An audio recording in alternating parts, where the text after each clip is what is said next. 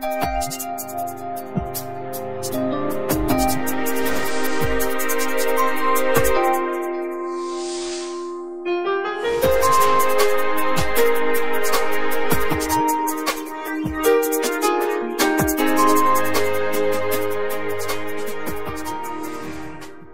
bien, je vous propose qu'on commence. Bonsoir madame, mesdemoiselles, messieurs. Alors, simplement, avant de donner la parole à monsieur Delevoye, je me propose simplement de vous rappeler un petit peu la genèse un petit peu de ces entretiens croisés. Bien, effectivement, en février 2012, à l'occasion de la semaine olympique qui s'est déroulée ici à l'UPFR des Sports, eh bien, nous avons créé un partenariat original entre le Conseil économique et social et environnemental de Franche-Comté, l'UPFR Sport de Besançon et le laboratoire Culture, Sport, Santé, Société. Alors pourquoi en fait cette collaboration? Quelles sont les missions respectives de chacun? Alors comme vous le savez, le Conseil économique et social et environnemental régional a notamment comme mission de favoriser le dialogue entre les catégories socio-professionnelles afin d'élaborer des propositions d'intérêt général et de contribuer à la formation des citoyens. Quant à l'UPFR Sport, où nous sommes aujourd'hui, eh bien, propose une formation en STAPS en cohérence avec son environnement socio-économique, culturel et durable, en prenant en compte également les dimensions territoriales. Concernant le laboratoire Culture, Sport, Santé, Société, eh bien, son action s'articule principalement autour de 3 axes principaux: socio-anthropologie de la connaissance et dynamique culturelle, représentation et pratiques corporelles, et santé et activité physique et sportive. Alors, de toute évidence, la convention signée entre le Conseil économique et social et environnemental de Franche-Comté, l'Université de Franche-Comté et le C3S, eh bien, permet de mettre en commun, c'est notre souhait, et de partager les compétences de chacun afin d'enrichir les missions respectives. Alors, pour formaliser en quelque sorte cette collaboration, il a été décidé d'organiser les entretiens croisés dont l'objectif consiste à soulever des questionnements, susciter des réflexions et faire partager des perspectives auprès d'un large public. Alors, pour les entretiens numéro 2 croisés, nous sommes très honorés, très sensibles d'accueillir au sein de l'UPFR Sport de Besançon, M. Jean-Paul Delevoye, président du Conseil économique et social national. Alors, M. Delevoye nous livrera dans quelques instants ses réflexions sur la crise actuelle avec un propos au titre évocateur du choc de compétitivité au choc culturel. Alors, je souhaiterais avant tout présenter rapidement M. Jean-Paul Delevoye.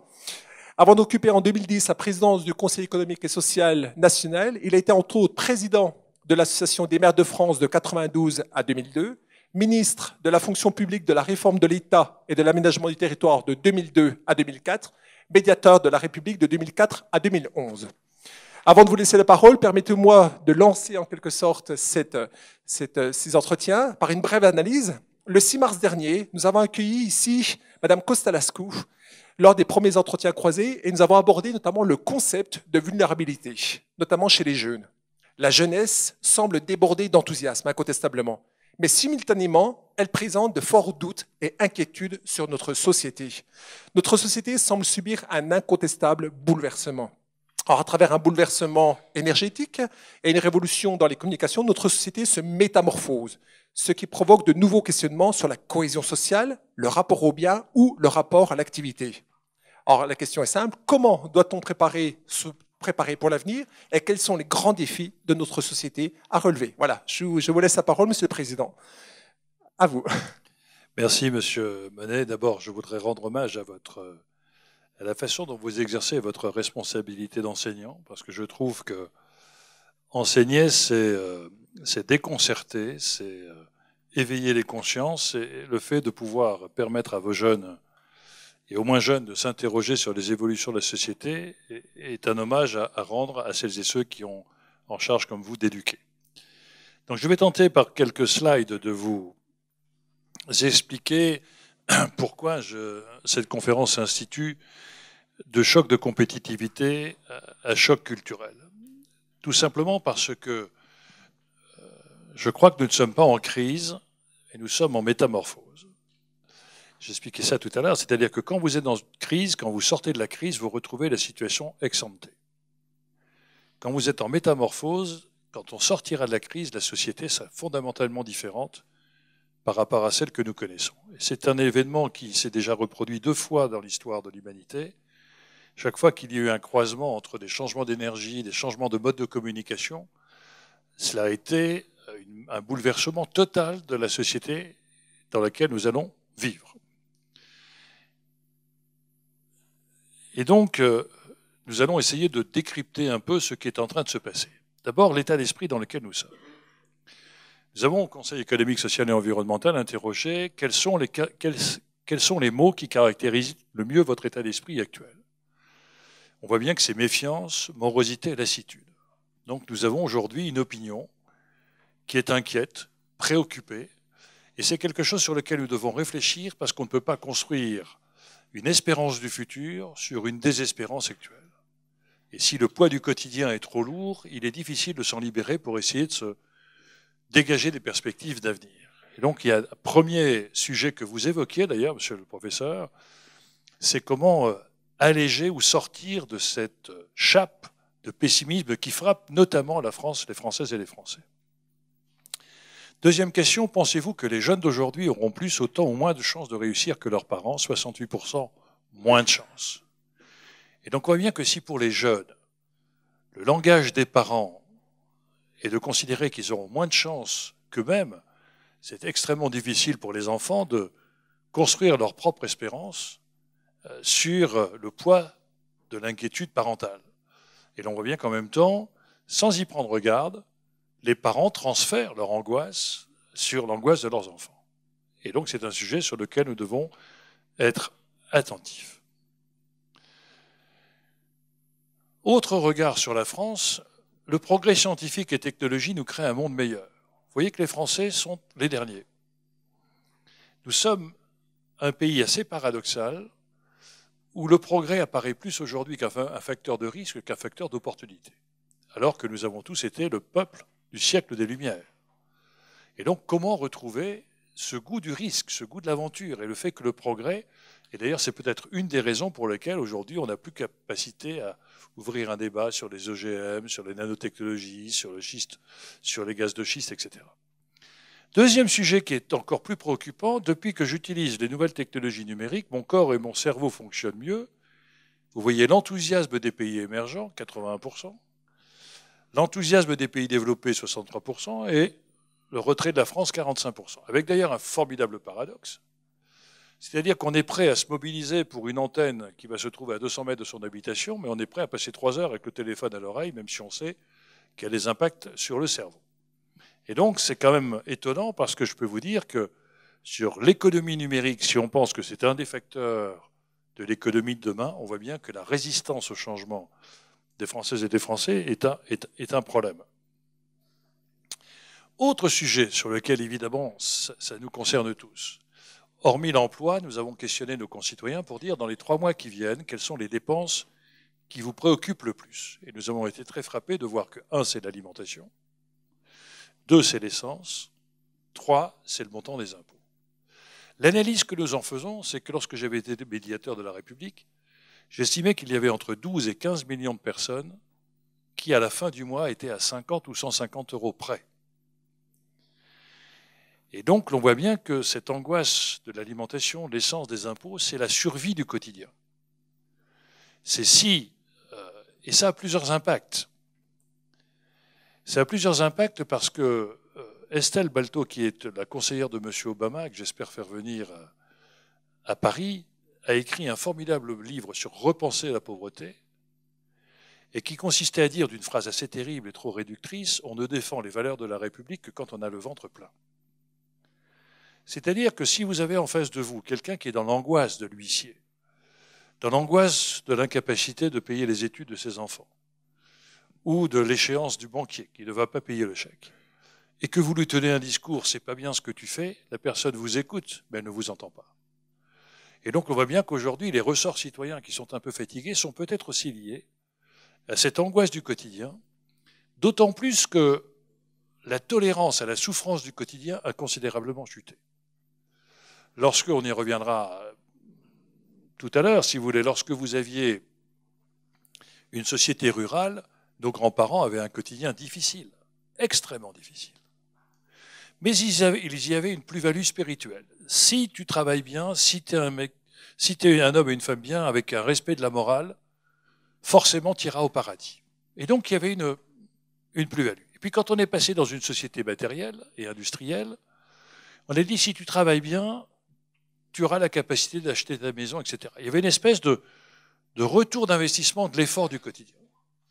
Aujourd'hui, je ne crois plus au paradis et je suis à peu près sûr que j'arriverai pas à augmenter mon matériel.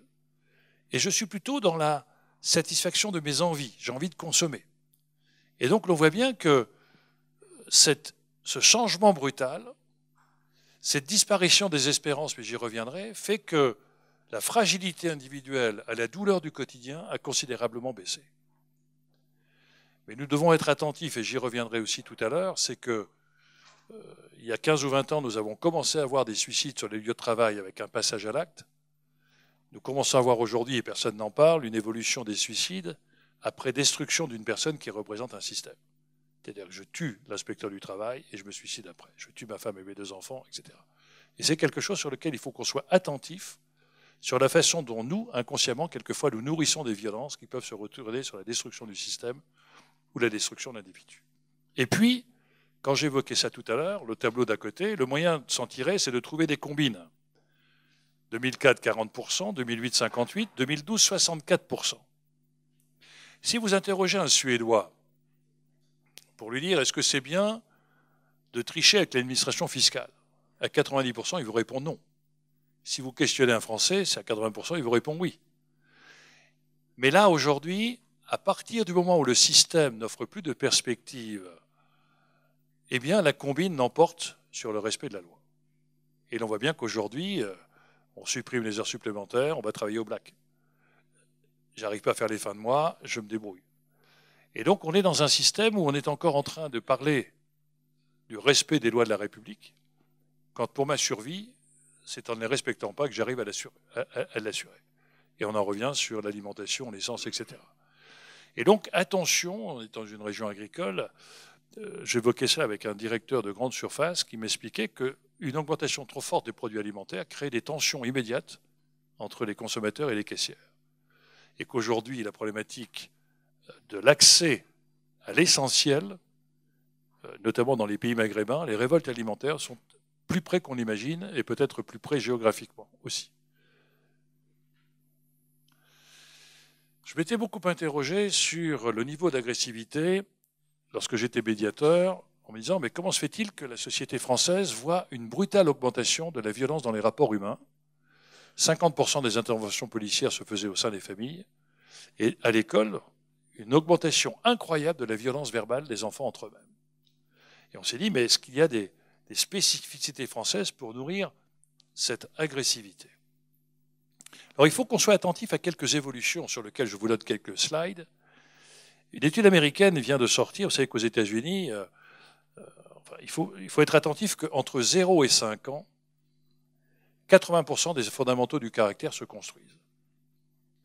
Or, toutes nos politiques familiales publiques se construisent à partir de 3 ans, école maternelle, etc., etc. Et que, à mon avis, aujourd'hui, on est totalement en train de passer à côté de la parentalité, c'est-à-dire de 0 à 5 ans. Nous avons de plus en plus de familles monoparentales, généralement gérées par une femme avec un travail à temps partiel.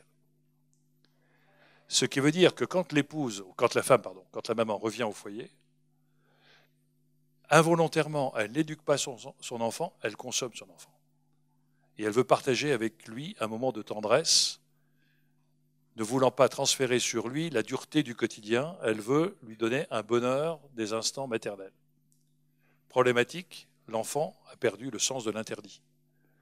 Or, l'éducation d'un enfant passe par le sens de l'interdit, qu'il ne découvre qu'à l'école maternelle. Et nous voyons des violences dès qu'il découvre les limites de l'interdit.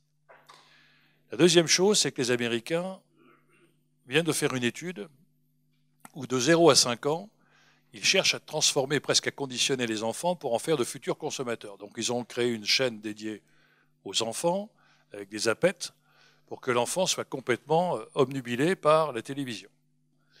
Résultat, 15 ans après, des psychiatres sont en train de nous alerter sur le fait qu'il y a peut-être une relation, avec une explosion de l'hyperactivité, de l'anorexie et du suicide précoce.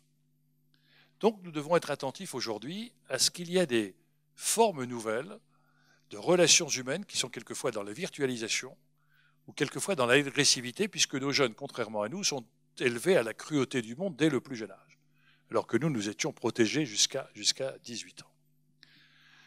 L'autre élément, je vais sauter quelques pour ne pas abuser, la surexcitation cérébrale.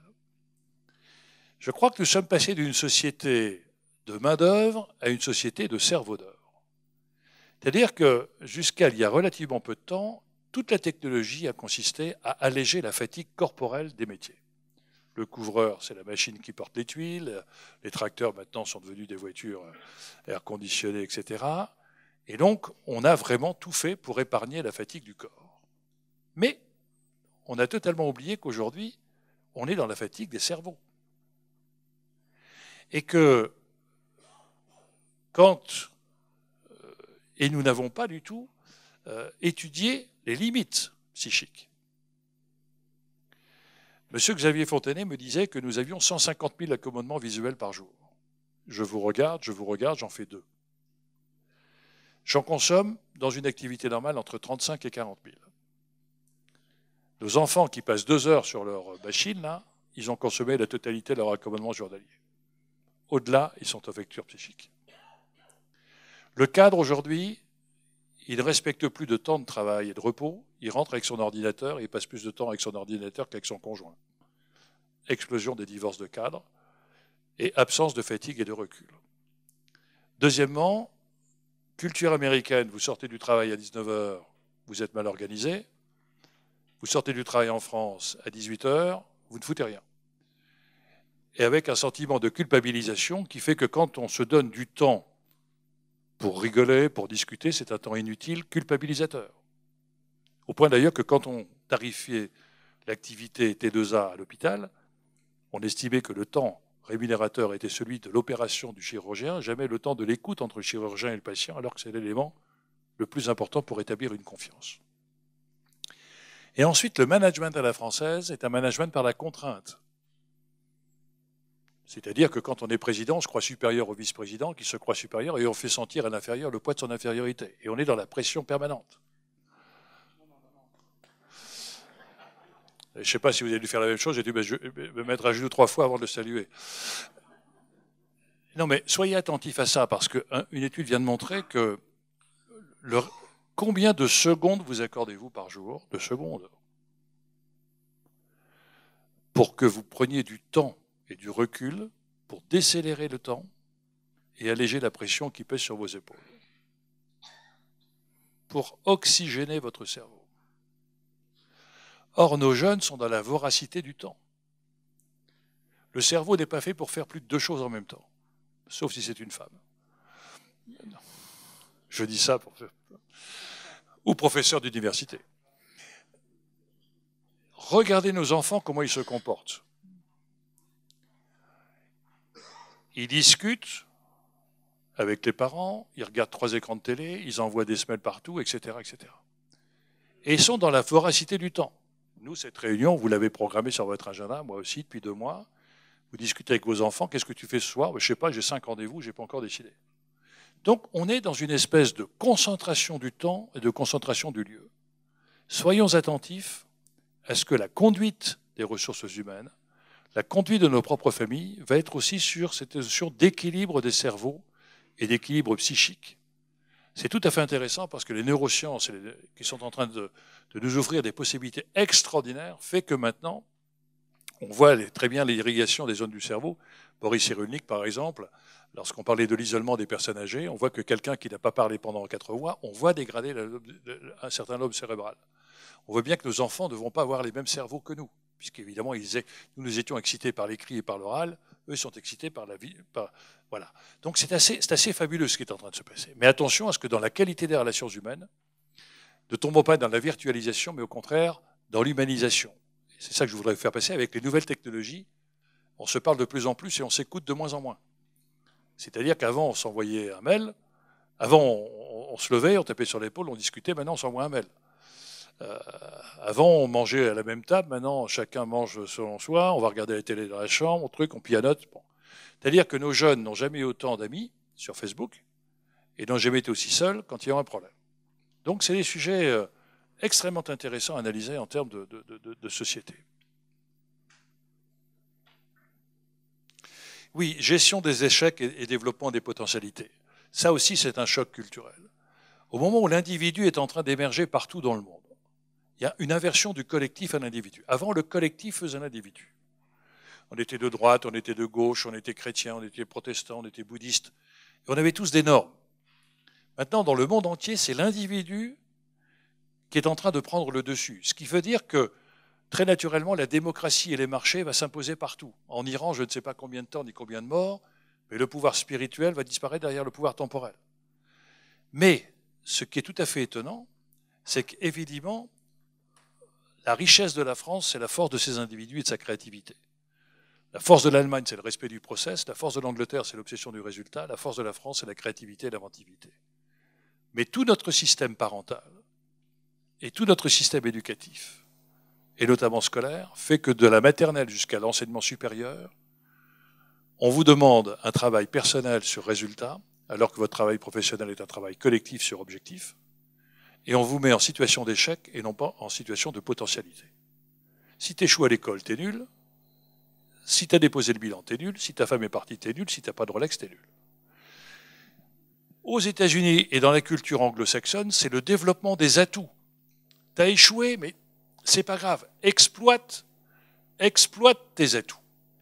Et c'est psychologiquement très important. Il y a eu 2 tests qui ont été faits. Un test sur une figure géométrique. Et on demandait aux enfants de dire, vous allez me faire cette figure géométrique, c'est un exercice de mathématiques. L'écart entre les forts et les faibles était extrêmement impressionnant, entre ceux qui échouaient habituellement à l'école et ceux qui réussissaient à l'école. Ils ont refait sur un autre groupe le même exercice. Et en disant aux enfants, c'est un dessin. L'écart entre les forts et les faibles était extrêmement réduit. Donc on voit bien que quand on met en confiance un enfant sur ses atouts, plutôt que sur ses potentialités d'échec, on peut faire émerger des talents plutôt que des compétences. Et notre pays a aujourd'hui besoin de talents. Et l'on voit bien que l'inversion parentale, c'est la même chose. On sanctionne souvent nos enfants sur des échecs, on ne les soutient pas dans leur réussite ou dans leur potentialité de réussite. Tu n'y arriveras pas. Non, c'est trop fort pour toi, etc., etc. Et donc ça, c'est quelque chose sur lequel il va falloir aussi que nous inversions notre lecture. Je vous ai mis ça, c'est le défaut d'écoute. J'avais été très frappé en tant que délégué du médiateur. Quel est le problème numéro 1 dans la société? Le défaut d'écoute. Celui qui est dans la rue. Il n'est pas malheureux parce qu'il n'a pas 1 euro dans son école, il est malheureux parce que plus personne ne le regarde. Et que l'absence de regard sur vous-même crée quelquefois des souffrances auxquelles nous ne sommes pas du tout habitués. Quelqu'un qui va à Pôle emploi ou quelqu'un qui va un peu dans l'angoisse à la caisse d'allocation familiale nous dit souvent, mais la personne à qui j'expose mon problème ne me regarde même pas. C'est « Monsieur Robert ?» Oui. Et elle se tourne sur son ordinateur. « Monsieur Robert, quel numéro, matricule, etc. » Et elle passe son temps à discuter avec l'ordinateur de votre dossier et vous êtes absent de son regard devant le guichet. Et l'on s'aperçoit que sans y prendre garde, on ajoute une souffrance à une souffrance. Et c'est quelque chose sur lequel nous devons être absolument attentifs. Je vous ai mis ça, simplement c'est un nouveau rapport de l'individu au collectif. En 1995, nous étions tous en résonance sur un thème politique, la fracture sociale. Ça veut dire que nous étions tous en train de se dire, oui, c'est un projet de société, je suis d'accord, je suis responsable de l'autre et je veux réduire les distances avec l'autre. En 2002, et l'analyse qui était la mienne était que nous avions changé de société, nous étions sur la sécurité. C'est-à-dire, je veux me protéger de l'autre. C'est-à-dire que d'une responsabilité citoyenne d'être en empathie avec l'autre, j'étais dans un individualisme qui souhaite me dire, il se débrouille, mais tu te protèges de l'autre. Et nous avions commencé à rentrer dans ce que j'avais qualifié le racisme d'assiette, le racisme social. C'est-à-dire, je vais d'abord préserver ce que j'ai parce que je ne crois plus à la réussite du collectif. Et je transfère au collectif mes devoirs et j'achète au collectif mes droits. Et je suis devenu consommateur de la République. Je ne veux pas que le prof soit bon, je veux qu'il mette 20 à mon gamin. Et c'était tout à fait étonnant de voir que la relativité sociale fait que dans un exercice, on a proposé à un même groupe de dire, voilà, je vous paye 3 000 euros, mais tous ceux qui vous entourent vont gagner 5 000 euros. Ou bien je vous paye 2 000 euros, mais tous ceux qui sont autour de vous vont gagner que 1 000 euros. La majeure partie des gens choisissent 2 000 euros à condition d'être supérieurs aux autres. Et lorsque l'on a eu un débat sur la suppression des notes scolaires, la révolte des parents était extraordinaire. C'était pas pour pouvoir évaluer leur enfant, c'est pour que leur enfant soit supérieur en notes à celui du voisin. Donc on est aujourd'hui dans une recherche permanente d'une relativité positive sur le plan social avec une notion de supériorité. Et c'est quelque chose qui est tout à fait étonnant parce que je ne veux pas non plus que le juge soit juste. Je veux qu'il fasse mal à celui qui m'a fait mal. C'est-à-dire qu'on a perdu les valeurs qui transcendent les institutions pour être dans la consommation de la République. Mais on est allé même, y compris sur le politique. Je choisis mon politique, pas forcément en fonction de ses idéologies de droite ou de gauche, mais s'il préserve ma niche fiscale. Et l'on voit bien que je suis de moins en moins citoyen et de plus en plus consommateur de la République, avec en plus cette complicité involontaire des politiques qui préfèrent souvent perdre un électeur, même s'il gagne un citoyen. Je salue monsieur le député. Non, mais je le dis parce que ce n'est pas un procès que je fais pour lui, c'est un procès que je fais pour le système, sur lequel nous devons au contraire, alors je suis ravi que monsieur le député vous soyez là, parce que mon obsession c'est de restaurer le politique et le crédit du politique, car toutes les réponses sont politiques, mais de critiquer le politicien, et on y reviendra tout à l'heure, parce que très souvent nous sommes aussi, nous, hypocrites. On demande aux politiques d'assumer des vertus qu'on ne veut pas assumer soi-même. Et on demande aux politiques d'afficher une force, mais à condition d'exploiter sa faiblesse. J'ai voté pour moi, si jamais tu ne fais pas ça, je ne vote plus pour toi. Eh bien la réponse, le politique devrait dire, je ne vous ai jamais demandé de voter pour moi, je vous ai demandé de voter pour le projet que je soutenais. Et qu'on arrête aujourd'hui aussi de consommer le politique, parce que très souvent on demande aux politiques de rester sur un certain crédit, mais nous on méprise le politique avec ce type de comportement. Si je ne crois plus à la morale collective, je passe de la force du droit au droit à la force. Tu n'as pas le droit de rouler sans voiture, j'ai le droit de nourrir ma famille. Et l'on voit bien que de plus en plus dans certains certain nombre de quartiers, on est très perturbé parce que la légitimité qui est la nôtre de faire imposer une morale et une autorité publique est de plus en plus contestée par des hommes et des femmes qui estiment que la survie de leur quotidien les autorise à ne pas respecter la loi si ce n'est que la leur. Et on est très perturbé en disant « tu n'as pas le droit de faire ça ». Si, j'ai le droit. Tu n'as pas le droit de frapper ta femme. Je suis patron chez moi. Tu n'as pas le droit de... etc. etc. Et on s'aperçoit qu'aujourd'hui, il y a cette espèce d'incompréhension parce qu'il y a sous nos yeux deux sociétés qui se construisent sur les mêmes territoires, avec les mêmes fonctionnements. Et quand l'économie ne porte pas un salaire qui me permet de vivre, je vais dans l'économie souterraine, qui a sa propre hiérarchie, etc., etc., etc. Nous avons aujourd'hui une contestation de plus en plus forte du pouvoir et de l'autorité, et nous voyons bien que nous avons des systèmes parallèles qui se mettent en place. Je ne crois plus à la religion, je vais à la scientologie. Je ne crois plus à l'économie normale, je vais au black, etc., etc., etc.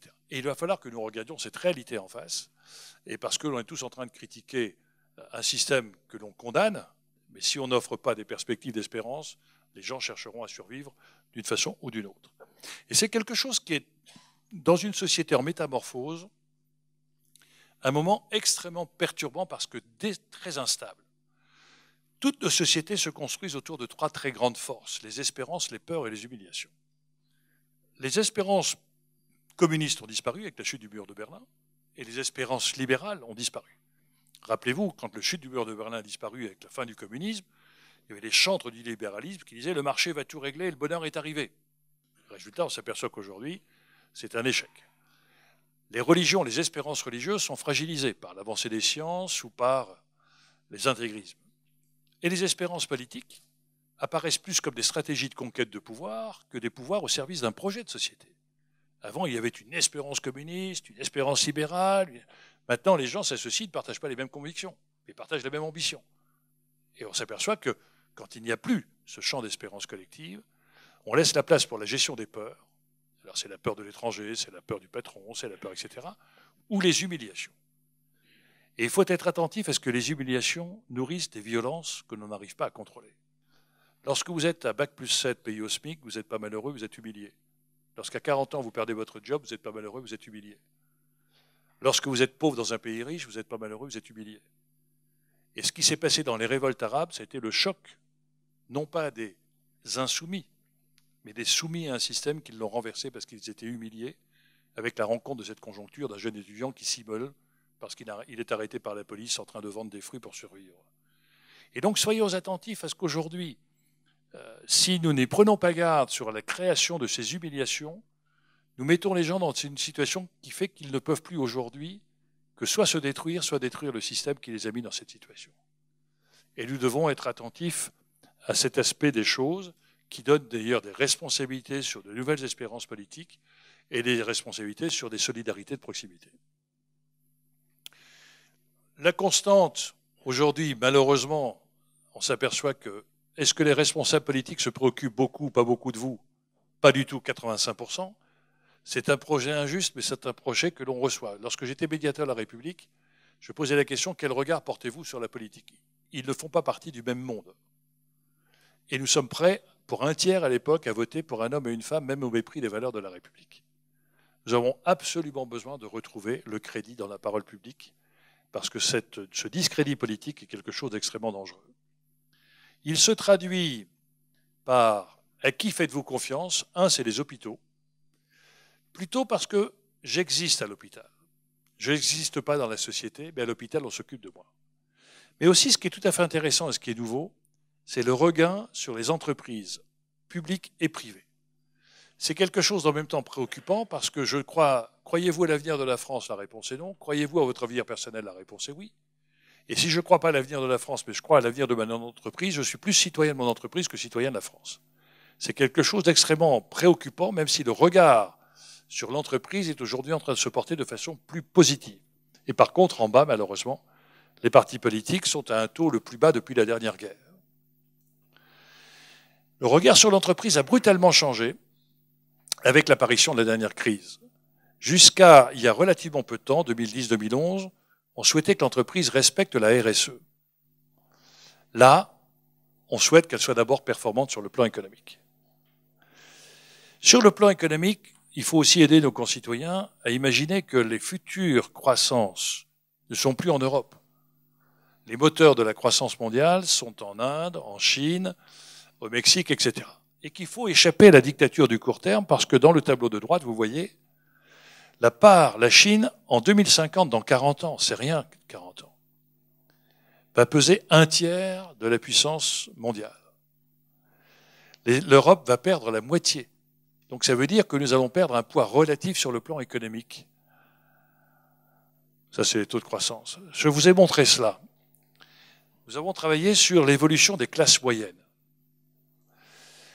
En 2009, en Asie, vous voyez qu'on est tous à peu près... la classe moyenne européenne est la plus importante, avec 525 millions en Asie et 338 millions en Amérique. Si on se projette en 2030, la classe moyenne de l'Asie est multipliée par 6, l'Europe reste à peu près identique, les États-Unis à peu près identiques. Et quand on regarde sur les lieux de consommation, en 2009, dans les 5 premiers, il y a 3 pays européens, l'Allemagne, la France et le Royaume-Uni. En 2030, il n'y en a plus aucun. Et que la vraie classe moyenne, ça va être les Indes.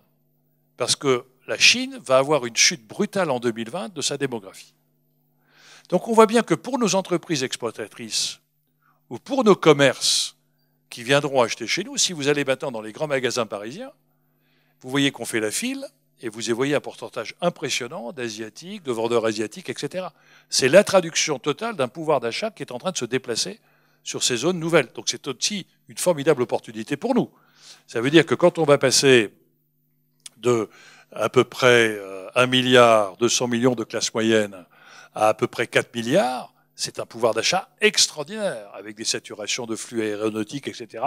Mais ça, c'est un enjeu sur lequel la relativité du monde est en train de changer, et nous devons imaginer que nous allons avoir un poids qui va décliner de l'Europe. Je vous ai mis aussi quel est l'enjeu européen. J'évoquais ça tout à l'heure. Vous voyez l'écart entre l'Europe, qui est une entité, est en train de se déchirer en deux. L'Europe du Sud, c'est la France avec les services, l'Italie, l'Espagne, le Portugal, etc. L'Europe du Nord, c'est l'Allemagne avec l'industrie, avec le Pays-Bas. Voilà.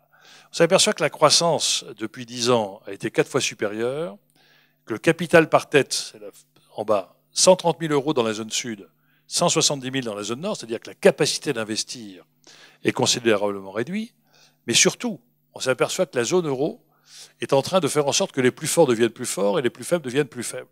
Je ne suis pas du tout pour la disparition de l'euro, au contraire. Mais l'euro devrait inciter à un pouvoir économique nouveau et un pouvoir politique nouveau. Mais on s'aperçoit que, par exemple, vous voyez, sur l'industrie manufacturière, l'excédent de l'Union européenne, c'est 174 milliards d'euros, uniquement 143 pour l'Allemagne. Et donc là, il y a des déséquilibres infra-européens qui peuvent faire exploser l'Europe. Et dans les besoins primaires, notamment l'énergie, l'Europe est déficitaire de 307 milliards. Vous voyez qu'un des sujets politiques les plus redoutables aujourd'hui, c'est la croissance et l'énergie. Les États-Unis, avec les gaz de schiste, et je ne suis pas pour les gaz de schiste dans l'état actuel de leur exploitation, aujourd'hui vont être indépendants sur le plan énergétique. Ça a des conséquences géopolitiques incroyables, puisque les Américains sont en train de mettre leur porte-avions sur la Chine, relancent une industrie chimique, comme les Saoudiens, et si l'Europe n'est pas capable de relever le défi de la maîtrise du coût énergétique, il n'y a plus d'industrie chimique en Europe dans 15 ans. Donc on voit bien qu'il faut, en termes politiques, anticiper par rapport à cela. Le décrochage français, ce que j'évoquais, la France a perdu l'industrie, c'était une erreur stratégique de la France qui a joué les services plutôt que l'industrie. Et nous avons aujourd'hui un paradoxe, nous avons 80% de notre activité en service, et nous exportons, 80% des produits que nous exportons sont des produits industriels. Et donc il faut absolument que nous retrouvions un dynamisme industriel. Je vous montrerai l'écart entre l'Europe et l'Allemagne. Il est significatif. Il est d'autant plus significatif que si je rajoute l'effort de recherche allemand et français, vous voyez que si la métamorphose, c'est forcément l'innovation, puisque le monde de demain, il faut l'inventer. Et le monde de demain, on l'inventera que si on est puissant sur la R&D. Or, vous voyez l'écart entre l'Allemagne et la France. La perspective politique, c'est compliqué. 2013, c'est le paradoxe. On risque d'avoir une bonne année boursière et une année sociale catastrophique. Et l'on voit bien que l'émotion des peuples va être très compliquée, puisqu'il faut qu'en même temps, les politiques apaisent les marchés et apaisent les peuples. Et c'est une donnée extrêmement difficile. Je vous ai mis cela parce que ça aussi, on n'est pas conscient de cela. Qu'est-ce qui s'est passé aux années 80-81 ? On a dérégulé les marchés financiers. Rappelez-vous Nixon et rappelez-vous M. Bérégovoy avec la désinflation compétitive. Ça veut dire quoi ? Ça veut dire qu'avant, la finance mondiale était émise en fonction de la création de richesses et d'actifs. Et puis, on a libéré cette liaison entre je crée de la monnaie en fonction d'une réalité financière pour être dans la virtualité de la finance. Et l'on a émis de la monnaie, avec l'aspect spéculatif que cela représentait, sans pour autant être très corrélé à la création de richesses. Mais en termes de société, ça a des impacts assez nouveaux. C'est-à-dire que de la dernière guerre jusque dans les années 80, la lecture de ce tableau est simple. De 0 à 20, avec le rouge, c'est les 0 à 20 des revenus les plus faibles. Et quand vous allez totalement à droite, les top 5, c'est les 5% des revenus les plus élevés. Vous apercevez que le modèle de la société mondiale fait que la création de richesses retombe à peu près sur la totalité de la population. Donc il y a une acceptation d'une croissance répartie assez harmonieusement sur l'ensemble de la population. Chacun tire les profits de la croissance. Le basculement dans une société plutôt financière fait que depuis 80, les revenus les plus bas perdent du pouvoir d'achat et les revenus les plus élevés gagnent du pouvoir d'achat, ce qui n'est pas choquant puisque les placements se font à 15% de rentabilité quand l'activité industrielle augmente de 2 à 3%. Mais ça perturbe complètement la cohésion d'une société. 5% des Américains ont capté 93% des créations de richesses dans les années 2012 et 2011. Jusqu'où les peuples accepteront-ils cette augmentation des inégalités infrasociétales ? C'est un sujet qui est lourd, qui n'est pas du tout appréhendé par les politiques, mais qui, à mon avis, va exploser assez rapidement. 9% des Français se sentent inutiles. Quand on parlera tout à l'heure de la nécessaire réflexion sur un rapport nouveau à l'activité, nous avons un système depuis la guerre qui consiste à compenser celles et ceux qui ont perdu leur travail par ce qu'on appelle les allocations chômage, avec l'espoir qu'on pourra les remettre dans le système économique. Une des questions, c'est est-ce que l'on croit aujourd'hui à la capacité du plein emploi ? La réponse est non, parce qu'on voit bien qu'aujourd'hui, celles et ceux qui n'ont pas de diplôme, qui n'ont pas de qualification, la marche est très élevée. Mais si la socialisation passe par la dignité de la personne humaine, quelqu'un que l'on met en oisiveté ou en obligation d'inactivité perd ce que les Anglais appellent, par le travail, il y a deux mots, labor et work. Il y a le travail qui vous donne un statut social, un salaire, une rémunération, une place dans la société. Et puis il y a le travail que l'on vous amène à faire, c'est l'artiste qui crée une sculpture, c'est l'ouvrier devant l'épi de blé, c'est capacité de faire quelque chose qui vous donne votre dignité. Et l'on voit bien que cet regard nouveau à l'activité fait que probablement il faudra que nous réfléchissions à ce que notre système social de cohésion sociale, qui est un système qui déculpabilise ceux qui travaillent parce qu'on paye pour ceux qui ne travaillent pas et qui soulage la conscience collective en disant on a une politique sociale importante, est peut-être en train de passer à côté de la destruction de la dignité de la personne humaine qui subit cette aide et qui peut créer cette humiliation dont j'évoquais tout à l'heure le sujet. Oui, ça, les jeunes, vous parliez des jeunes. On voit bien que nous sommes là aussi en train de déchirer les illusions de nos discours politiques. On croit à l'inclusion, nous sommes une société inclusive, mais en fin de compte, notre machine scolaire est une société d'exclusion. Puisque quand on a 150 000 jeunes qui sortent sans diplôme, c'est 1 500 000 en 10 ans, et on sait que 51% des jeunes sans diplôme n'ont pas de travail. Ça veut dire qu'on met 750 000 personnes sur le chemin du chômage. Alors qu'en réalité, on y reviendra tout à l'heure, il y a probablement des espérances nouvelles à donner à nos jeunes. C'est un sujet sur lequel on reviendra. L'empreinte écologique, je vous ai mis ça un petit clin d'œil. On voit bien que notre planète a dépassé sa capacité de recouvrir au renouvellement de ses ressources depuis les années 90. Les 3 sujets fondamentaux sur le plan politique à l'échelon de la planète, dans tous les pays, on a ce type. C'est la démographie. L'Allemagne est en chute démographique. La Russie est en chute démographique. La Chine est en chute démographique.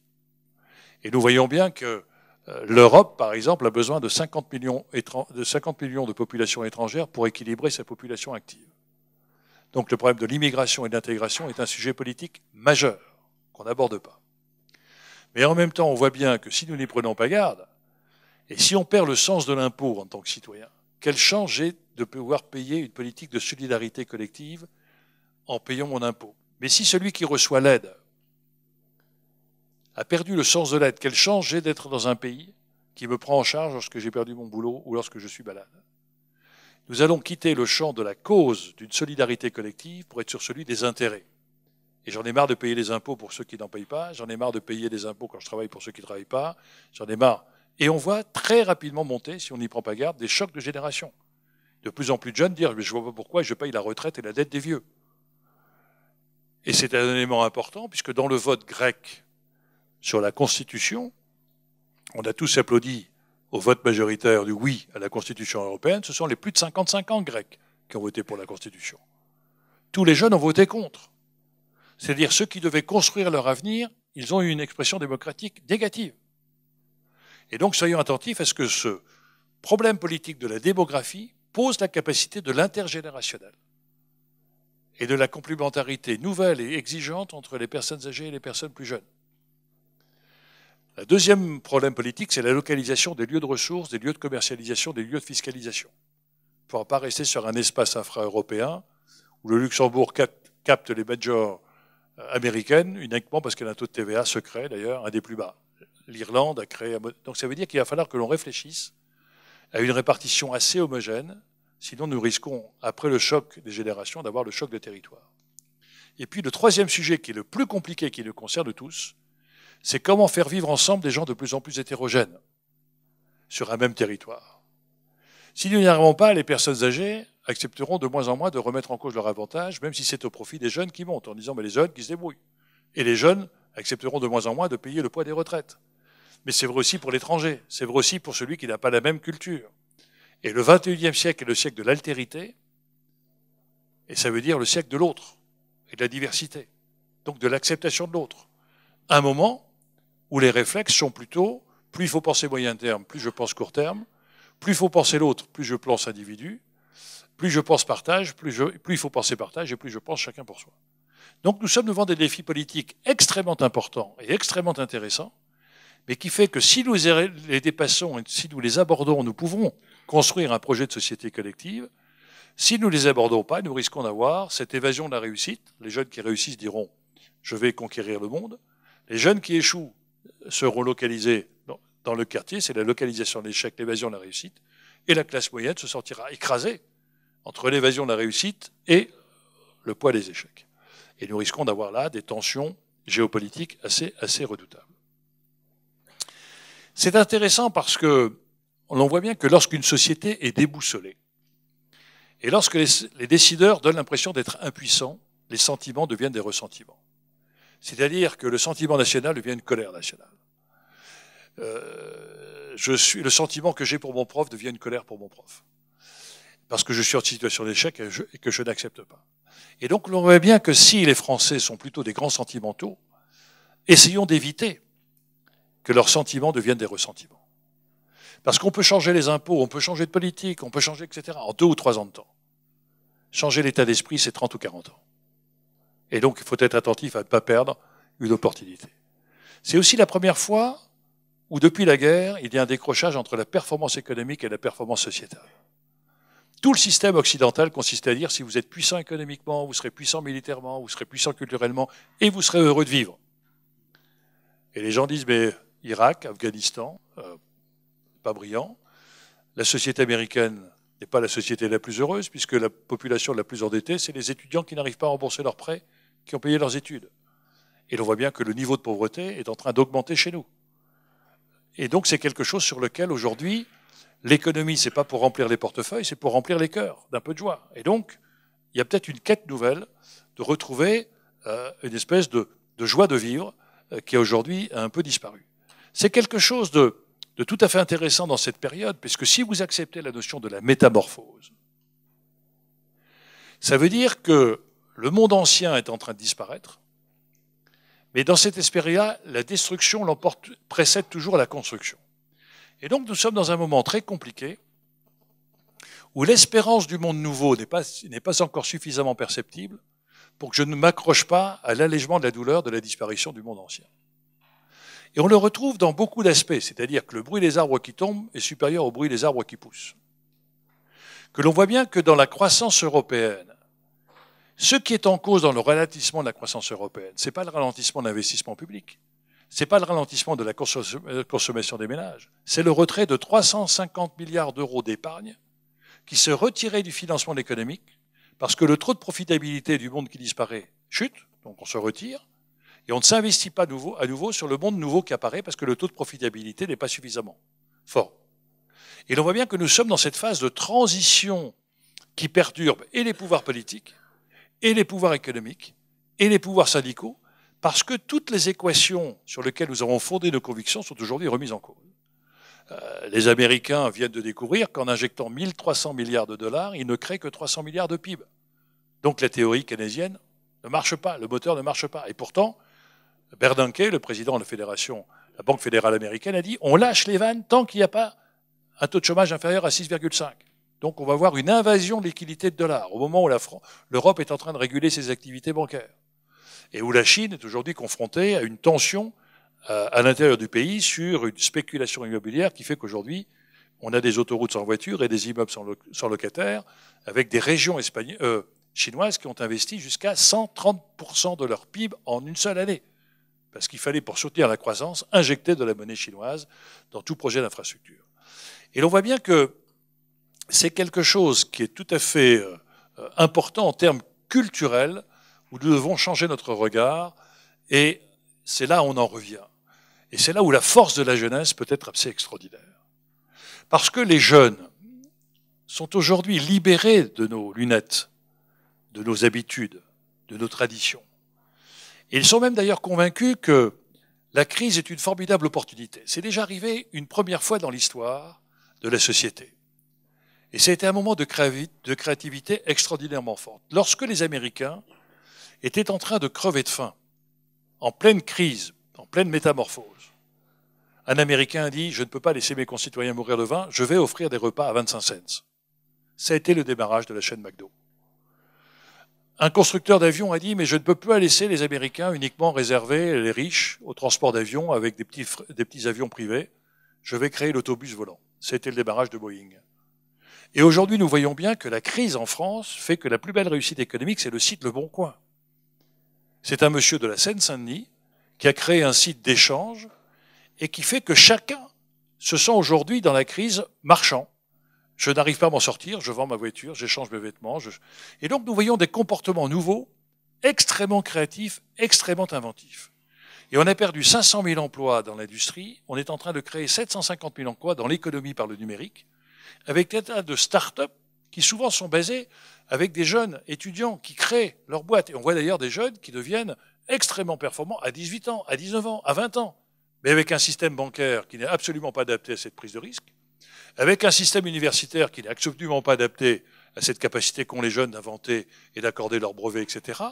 Et nous devons aujourd'hui accepter de retrouver cette aventure, ce goût de l'aventure, cette prise de risque, cette invention du futur que les jeunes ont en main. Et quelques perspectives sont nouvelles. Par exemple, l'économie circulaire. Nous soutenons la démarche d'Hélène MacArthur et l'étude McKinsey qui prouve que c'est 500 milliards de dollars de croissance au niveau de l'Europe et des dizaines de milliers de créations d'emplois. Pourquoi? C'est le système économique dans lequel nous sommes. J'extrais de la matière première, je la transforme, je la distribue, je la consomme, je la jette. Nous sommes aujourd'hui dans une empreinte écologique qui est aujourd'hui déséquilibrée. Si nous continuons à accompagner la croissance du monde avec des Chinois qui veulent doubler le pouvoir d'achat par habitant, nous sommes à 30 000 euros par habitant en France, ils sont à 3 500, le président chinois veut les passer à 7 000. Ça veut dire qu'on fait exploser la planète. Ça veut dire qu'aujourd'hui, il faut qu'on révise nos équations et qu'à chaque étape de transformation d'un produit, ce soit le démarrage d'un cycle. C'est-à-dire que entre l'extraction et la transformation, avant de consommer, j'internalise le fait du recyclage. Et aujourd'hui, chez Renault, par exemple, il y a des ouvriers qui ont travaillé sur des ateliers et qui ont découvert il y a relativement peu de temps qu'entre les moteurs rechappés et les moteurs neufs, il n'y avait pas de différence, mais il y avait un recyclage. Et donc aujourd'hui, nous voyons bien qu'il y a une économie nouvelle qui peut se mettre en place avec des créations d'emplois, le respect des ressources naturelles et des plus-values pour les entreprises. Et ça, les jeunes sont complètement investis sur le sujet. On voit bien que l'économie de l'immatériel, du numérique, du collaboratif, c'est absolument fabuleux ce qui est en train de se passer. Si on passe de 20 à 50% de recyclage des biens de consommation, on économise 700 milliards de dollars. Ça veut dire qu'il faut qu'on révise complètement notre façon de consommer, notre façon de produire, et donc on voit bien qu'on va passer de l'acquisition à la location. Et c'est vrai que, par exemple, on a déjà, dans un certain nombre de pays, au lieu d'acheter une machine à laver qu'on change tous les 10 ou 15 ans, on achète de très grosses machines à laver collectives qui durent 30 ans. Donc on est dans des schémas tout à fait intéressants. C'est d'autant plus intéressant que je suis convaincu que la croissance européenne a ralenti. Quand on était dans les années 60, on avait une croissance à 4,5%. Là, on est dans une croissance à 0,8%. Donc je crois que nous sommes entre 1, si on est optimiste, 1,5, très optimiste, 2 points de croissance sur les 10 ou 15 années qui viennent en Europe. Les pessimistes diront, on ne s'en sort pas. À ce niveau-là, on ne finance pas la retraite et la santé, on ne crée pas les emplois, et surtout, on double son pouvoir d'achat en 20 ans à 4 points, on double son pouvoir d'achat en 70 ans à 1 point. Ça veut dire que nos jeunes ne pourront pas, comme nous, acquérir, ils sont obligés de louer. Et donc la vraie question, c'est pas de savoir est-ce qu'il faut être propriétaire pour être heureux, c'est avec un taux de croissance à 1 point, comment être plus heureux? Et l'on s'aperçoit que là, on peut inverser complètement les choses. Et là, on sortira de nos schémas de normes. On crée des maisons de retraite en respectant les normes à 2200, 2500 euros par mois, quand le niveau des retraites est à 900 ou 1200 euros. Comme il n'y a plus d'argent public, est-ce qu'on ne peut pas créer des maisons de retraite à 1200 euros, tout en étant le même confort? On a des logements qui accordent immédiatement à 100% les normes handicap. Est-ce qu'on ne pourrait pas donner aux handicapés un droit à 100% d'avoir accès à un logement adapté aux normes? On économise 15 à 20% sur le logement. On voit bien qu'aujourd'hui, alors qu'il y a 3 ans, à Genève, le salon de l'automobile, c'était les 4x4 rutilants, etc., etc., aujourd'hui, les consommateurs demandent des voitures respectueuses de l'environnement, y compris peut-être des voitures électriques, dans lesquelles, quand on va les garer chez soi, on va brancher et revendre l'électricité qu'on a agamisinée en roulant dans des réseaux. On va produire sa propre économie. Donc, on voit bien que dans un ralentissement de croissance matérielle, il va falloir que nous réfléchissions à un changement qui va passer à la notion de résilience sociétale.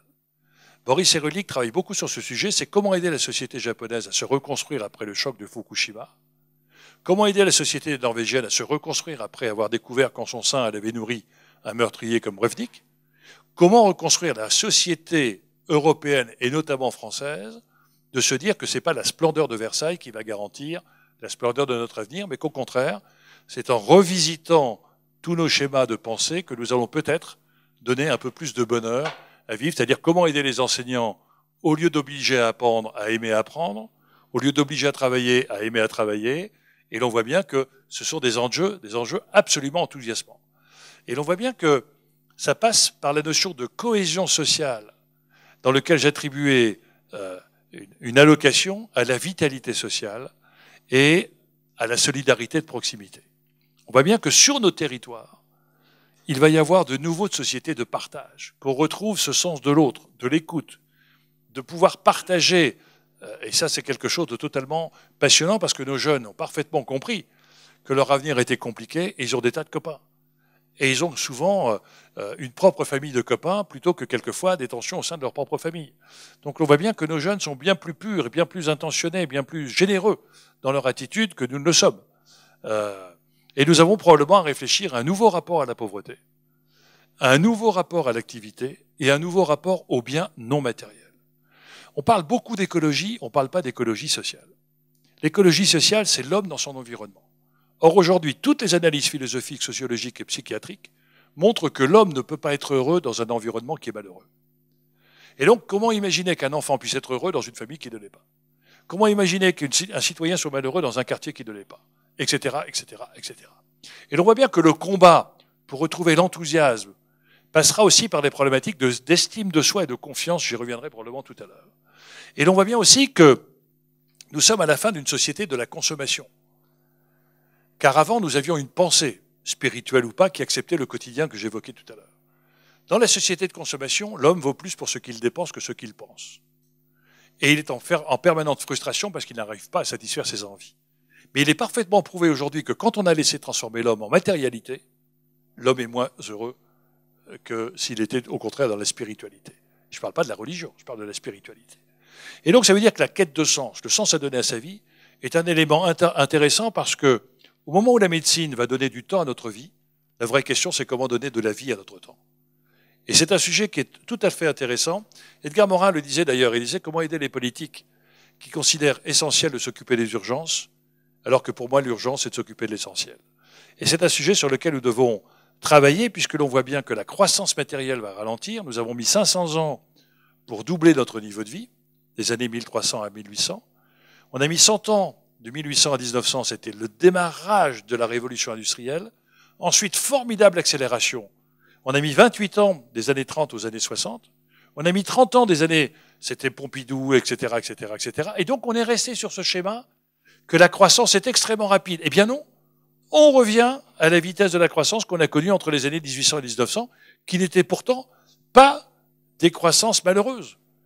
C'était à la limite une société insouciante, qui avait moins de matériel. Donc, il faut que nous nous habituions à réfléchir à ce ralentissement de croissance. Et donc, la vraie question, c'est pas quelle croissance il faut que j'obtienne pour que les gens soient heureux, c'est avec croissance faible comment faire en sorte que les gens soient plus heureux.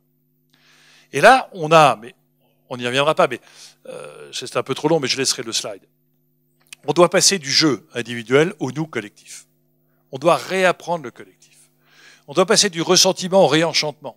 Comment aider nos jeunes à ne pas être banalisés par les inventions de la technologie? Nous, notre génération, on a connu les Spoutnik, les téléphones, la télévision, c'est extraordinaire. Moi, j'ai emmené mon gamin au tunnel sous la Manche quand il était truc, et je lui dis combien ça te fait? Moi, j'étais impressionné dans le tunnel, etc. Il m'a dit ça fait 30 minutes.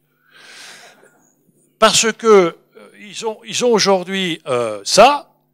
Moi, je trouve ça à chaque fois que je téléphone à l'autre bout du monde, je me dis mais c'est incroyable, il n'y a pas de fil, il n'y a pas de truc, c'est extraordinaire. Je suis un gamin émerveillé. J'ai un petit-fils là qui a 2 ans, il s'en fout complètement. Lui prend ça, il trouve. Nous sommes nés avec l'ordinateur, eux ils sont nés dans l'ordinateur. Et donc on voit bien que les comportements n'ont rien à voir. Donc on voit bien que dans la société verticale qu'est la nôtre, où on aime bien le pouvoir d'en haut, aujourd'hui on va rentrer dans une société horizontale. Et aujourd'hui donc, celui qui va exercer un pouvoir, il ne doit pas se sentir supérieur, il doit se sentir plus responsable. Et la société verticale, on a le contrôle, on demande à ce que le prof contrôle. Aujourd'hui, dans une société verticale, on régule. Et donc, on voit bien que dans nos sociétés collectives, il faut un pouvoir de régulation et pas un pouvoir de contrôle. Parce qu'il faut alimenter la capacité de l'autorégulation. Donc, c'est des sujets tout à fait intéressants sur lesquels on voit bien, par exemple, que l'individu, il veut plus appartenir. J'appartiens à ma famille, non. J'appartiens à un parti politique, non. J'appartiens à un syndicat, non. Je choisis un syndicat, je choisis un parti politique, je choisis un engagement avec d'ailleurs, au nom de ma liberté, la volonté de pouvoir remettre en cause cet engagement. Et donc, on voit bien qu'aujourd'hui, quand on contraint les jeunes à appartenir à quelque chose, on fait une erreur dramatique. Il faut leur offrir le choix de construire leur conscience et de leur permettre de choisir. Et leur choix, à ce moment-là, est beaucoup plus solide. Et l'on voit bien que c'est très compliqué, parce qu'au lieu de les obliger à apprendre et à venir à l'école, il faut les inciter à aimer venir à l'école. Au lieu de les obliger à venir travailler, il faut les aimer à venir travailler. Et ça peut être un formidable challenge pour les enseignants. Parce que aujourd'hui, au lieu d'acquérir des connaissances, les connaissances sont dans l'ordinateur. Il faut leur donner l'envie d'apprendre, la gourmandise de découvrir. Il faut éveiller les consciences plutôt que de remplir les têtes. Et c'est quelque chose d'absolument fabuleux, parce que les enseignants, me semble-t-il, sont prêts à faire ce genre de choses. Mais c'est le système qui contraint. Parce qu'on demande aux enseignants de respecter plus les programmes que les élèves. Et c'est un sujet sur lequel, là aussi, nous devons être attentifs. Pardonnez-moi, Monsieur le Président. Bon, alors je vais... Oui, bon, je parlais un peu du CESE, mais je veux dire que c'est assez passionnant ce qui est en train de se passer, parce que je voudrais terminer là-dessus pour vous dire que nous sommes dans des inversions extrêmement fortes. Nous avons été élevés, protégés par nos parents jusqu'à 18 ans de la cruauté du monde. Et notre problème, c'est qu'on arrivait plus chaud à 18 ans avec des problèmes de refoulement sexuel de caractère freudien. Nos jeunes aujourd'hui, ils sont confrontés à la réalité du monde dès le plus jeune âge. Ils voient la cruauté du monde avec la banalisation de la violence sur les écrans de télévision. Les parents ne protègent plus leurs problèmes, parce qu'on associe l'enfant aux querelles du couple, aux angoisses du papa qui a perdu son boulot, etc., etc. Et l'enfant vit un monde de violence absolument incroyable à l'école. Donc la banalisation de la violence est un élément que nous devons intégrer. Et aujourd'hui, les psychiatres sont absolument convaincus, les études le prouvent, que quand vous prenez un groupe d'adultes, que vous le mettez devant, je sais pas, on va citer les feux de l'amour, je ne connais pas ce truc, mais un truc un peu zen, ou que vous les mettez devant des épisodes extrêmement violents, vous prenez ces groupes d'adultes, vous les remettez devant une situation, celui qui a vécu des moments violents sera violent. Donc ça veut dire qu'aujourd'hui, nos enfants ont deux problèmes, leur quête d'identité et la mésestime de soi. Qui je suis? Or, quand vous avez une identité faible, vous vous construisez dans la conflictualité. Quand vous avez une identité forte, vous vous construisez dans le partage. Et l'on voit bien que aujourd'hui, nous avons besoin, si on veut avoir une identité européenne, de reconstruire l'identité de la France. Si on veut reconstruire l'identité de la France, il faut reconstruire l'identité franc-comtoise, bretonne, corse, etc. Et si on veut reconstruire l'identité de nos enfants, il ne faut pas écraser nos enfants. Il faut valoriser nos enfants. Mais en même temps, ils ont une mésestime d'eux. C'est-à-dire que tout notre système ne leur donne pas confiance. À un moment donné, ou un monde qui s'ouvre devant eux, c'est au contraire qu'ils aient confiance en eux. Or, quand on les met en situation d'échec et n'ont pas de potentiel, on accroît leur mésestime d'eux-mêmes. Et combien de fois vous voyez de jeunes talentueux qu'il faut pousser quasiment sur la scène, non, j'y arriverai pas, etc., etc. Et donc ça, c'est des choses sur lesquelles il faut aussi renverser cette choc culturel. On est un pays qui cultive la mésestime sur soi, la culpabilisation, au moment où il faut retrouver le goût de l'enthousiasme, le goût de l'aventure, ce qui est d'ailleurs l'apparence permanente des jeunes. Et donc je trouve qu'aujourd'hui, pour les jeunes, le monde ancien est un monde compliqué, le monde nouveau est un monde mystérieux mais enthousiasmant. Et que tout notre moyen aujourd'hui, c'est de retrouver pour les jeunes cette capacité de concevoir, d'imaginer. J'ai hébergé Reporters d'Espoir. Je vais dans les quartiers difficiles de Paris. Où se trouvent les lieux de créativité les plus puissants?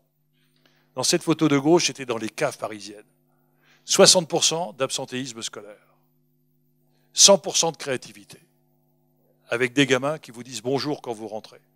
Des écoles de danse, de photos, de musique, de cinéma, de création de t-shirts, d'entreprises, de financement absolument extraordinaire. Mais évidemment, le système a peur parce que c'est en dehors des chantiers. Or, les crises, c'est un moment de créativité majeure. Et forcément, si vous voulez que les jeunes soient créatifs, il faut qu'ils créent des choses qui soient différentes et qui nous perturbent. Et il faut que nous acceptions, nous, notre génération, notre inconfort par la création des jeunes. Sinon, c'est les jeunes qui seront en situation inconfortable et à un moment donné, ils chercheront leur confort ailleurs. Et donc, nous sommes dans des moments de métamorphose passionnants, enthousiasmants. Tout peut arriver, même le pire, mais peut-être aussi le meilleur. Et quand on évoquait ça avec vous tout à l'heure, de voir ce nombre de chercheurs qui trouvent, parce que la France est un pays de chercheurs, notamment fondamentaux, pas assez appliqués, et qui n'arrivent pas à exploiter leurs brevets en France, il y a quand même quelque chose qui est un peu curieux. Et donc on s'aperçoit qu'aujourd'hui, ce n'est pas les jeunes qu'il faut critiquer, c'est le système qui n'empêche la fertilité des jeunes. Et donc c'est l'inversion aussi du local et du central. Le local est fertile, le central est stérile. Or le pouvoir, il est systématiquement central.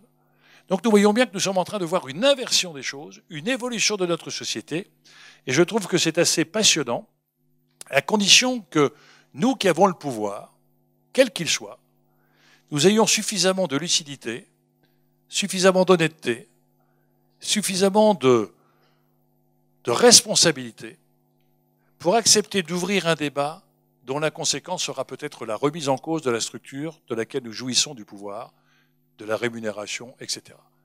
Et c'est, je trouve, cette formidable phrase que je me suis permis de donner au président François Hollande lorsqu'il est venu au Conseil économique, social et environnemental, en disant, j'ai en tête en permanence cette phrase de Winston Churchill qui disait « L'homme politique pense à la prochaine élection, l'homme d'État pense à la prochaine génération ». Et donc aujourd'hui, nous avons absolument besoin de retrouver ce sentiment de l'intérêt général qui est en train de disparaître à toute vitesse et qui fait que quand cette perception que nous avons d'une responsabilisation sur le futur, nous passerons notre temps à consommer et à survaloriser le présent, c'est-à-dire d'être à peu près certain de rater le train de l'avenir.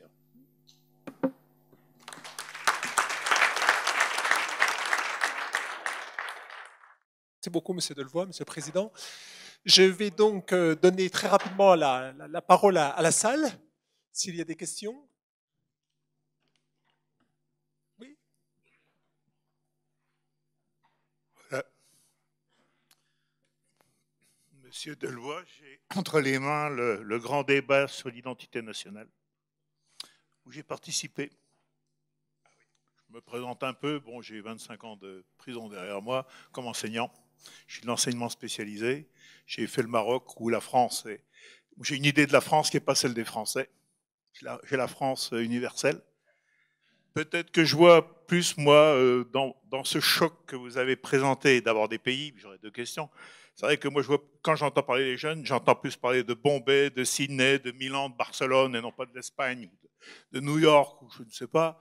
Je pense qu'on est aussi dans un monde de mégalopodes, y compris en Chine, Shanghai, Hong Kong, etc., Singapour, où les jeunes se dirigent, et il n'y a plus chez les jeunes cette notion d'État comme nous on l'a, déjà. Je crois pas, moi je crois plutôt au choc des civilisations au choc des villes, au choc des mégalopodes. Alors en France, on a peut-être Lyon, on a peut-être l'axe Milan, je ne sais pas, Genève, etc. Vous avez parlé tout à l'heure, d'ailleurs, tous les grands centres économiques sont quand même des petits pays, hein, Monaco, tout à l'heure, bon, ouais, les îles Jersey, bon, etc. Voilà, je crois pas, moi, je crois justement à un déchirement aussi mondial. Hein. On ne parle pas du Japon, mais on parle de... voilà, on parle plutôt des grandes villes, des grandes mégalopodes. Et les jeunes sont attirés par là. Et les Français s'en vont là-bas. Nos jeunes s'en vont dans ces villes-là. Ils ne restent pas chez nous. Bon. Alors, moi, j'en suis resté un peu pantois, hein, de ce grand débat sur l'identité nationale. J'ai vu les anciens un petit peu... Bon, crouler parce qu'avec leurs idées républicaines, etc., et toujours aussi, hein, pour tout ce qu'il fait, le français s'en remet à l'État, il y en a un peu marre aussi, parce que le français, c'est pas un citoyen, c'est un monsieur qui pense que l'État va tout faire pour lui, l'État papa, c'est ça la France. Hein. Alors que vous avez dit tout à l'heure qu'on allait dans un sens horizontal, et donc si on est responsable, il faudra qu'on soit citoyen, parce que si on n'est pas des citoyens, c'est pas la peine. Et je pense que là, je parle à un représentant du peuple, et pas à un élu, ce qui est complètement différent pour moi.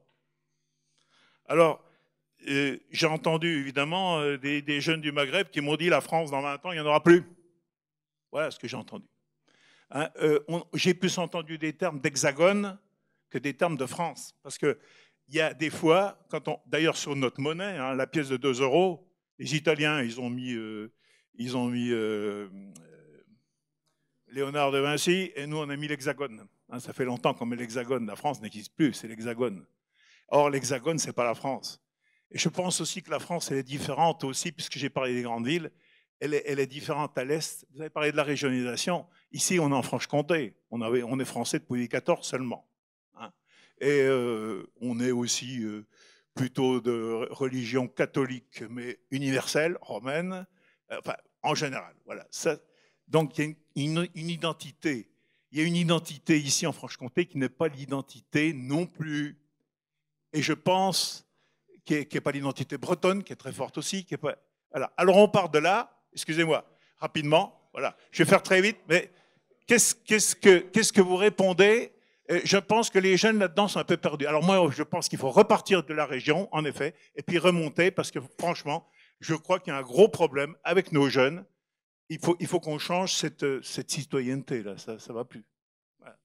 Alors très rapidement, pour laisser le choix, moi je vous disais tout à l'heure, je crois, contrairement à ma conviction, j'ai changé. Il y a la conception du peuple allemand, Volk, qui s'est construit par le renforcement des identités régionales et de savoir ce que chaque identité régionale pouvait mettre en commun dans le peuple allemand. Puis il y a la construction du peuple français, qui a consisté à faire disparaître la diversité régionale pour amener un pouvoir central, langue unique, monnaie unique, etc., etc. Donc culturellement, la construction du peuple allemand et la construction du peuple français s'est fait de façon totalement différente. L'un par le partage, l'autre par la contrainte. Je crois qu'aujourd'hui, on peut renforcer l'identité de la France, qui est absolument essentielle à mes yeux dans l'échiquier du monde, par le renforcement des langues vernaculaires, des identités régionales, parce que plus on sera franc-comtois, plus on sera français. Plus on sera français, plus on pourra être européen. Parce que dans le partage avec l'autre, on ne peut être debout et ouvrir les bras à l'autre que si on a une identité forte. Si on a une identité faible, ce qui est le problème des jeunes, on se construit dans le conflit. Et donc moi je crois que cette notion d'identité de la France, regardez les Américains. Ils ont formidablement réussi la diversité parce que dès l'école, on leur a appris le Dream America. Or, en France, on avait une espèce de pudeur à parler de la fierté d'être français. Et je crois que, contrairement à ce que l'on pense, alors je suis peut-être un peu nostalgique, j'ai peut-être totalement tort, je crois qu'on est quand même un peu orphelin de la France et que dans la transmission des connaissances et des valeurs, qui étaient souvent verticales du haut vers le bas, l'ancien transmettait la connaissance aux jeunes et aussi les valeurs. Aujourd'hui, cette transmission se fait de haut à l'inverse, c'est-à-dire que c'est le jeune qui apprend au papy comment on sert des technologies, etc., et sur Google. Bon. Mais on a laissé tomber la transmission des valeurs. Et je crois que dans un monde qui est aujourd'hui extrêmement ouvert, la mondialisation n'est pas l'uniformité. Et que probablement un des langages, une des puissances du monde, c'est la diversité. Il faut qu'on revienne à la notion de la culture. La culture, c'est la fraternité, c'est pas la supériorité. Il faut qu'on revienne à la notion, si on est dans un monde de partage, on ne partage avec l'autre que dans la différence avec l'autre, si ma différence est marquée. Donc je crois que la nécessaire obligation de reconstruire une identité, une fierté d'être français, une spécificité française, c'est pas l'opposition de l'autre.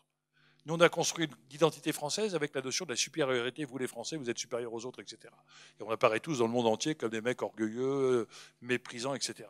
Soyons attentifs à ce que paradoxalement, dans l'ensemble des rencontres internationales, on attend des Français la créativité, l'inventivité, la culture, la philosophie, la peinture, le truc, etc. Et donc, il faut qu'on réfléchisse à ça. Je n'ai pas forcément la démarche, mais je suis convaincu que dans les enseignements, on doit retrouver le sens de l'humanité, parce que nos jeunes, ils vont rencontrer demain des Indiens, des musulmans, des trucs, etc. Et c'est quelque chose d'extrêmement important. Il faut que nous acceptions en France que nous soyons paradoxalement avec une identité française, avec une diversité culturelle.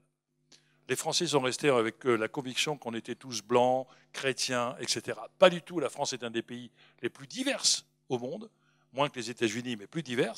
Et le débat, c'est où on a le communautarisme, et c'est un échec en Angleterre, où on a au contraire la capacité de construire de façon transcendante un certain nombre de valeurs communes que l'on peut partager, même si on a des philosophies, des cultures et des religions différentes. Et c'est un des formidables enjeux qui, d'ailleurs, nous amène aussi à des chocs culturels. Moi, je comprends aussi quelquefois le désarroi des enfants maghrébins quand ils sont français depuis la 2e ou 3e génération et qu'on dit toujours français de 2e ou 3e génération. Ils sont français. Résultat, ils ne sont pas algériens en Algérie, ils ne sont pas français en France. Et c'est évidemment qu'aujourd'hui, on est en train de créer une violence absolument incroyable.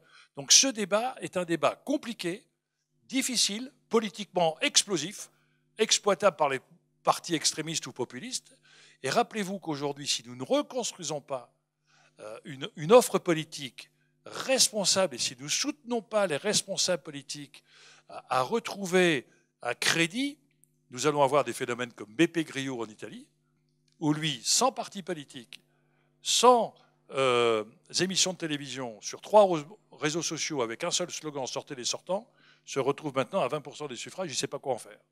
Donc si on a la volonté de laisser détruire le système sans avoir de perspective d'alternative du système, etc., mais ça veut dire aussi qu'il faut qu'on aide les politiques à déchirer le voile de l'hypocrisie. On est un pays en France où tous les politiques disent « nous sommes tolérants ». Moi, je suis un grand tolérant, mais si tu n'as pas la même carte politique que moi, tu es un con. Donc c'est-à-dire qu'on est en train de cultiver une espèce d'intolérance extérieure au nom d'une tolérance.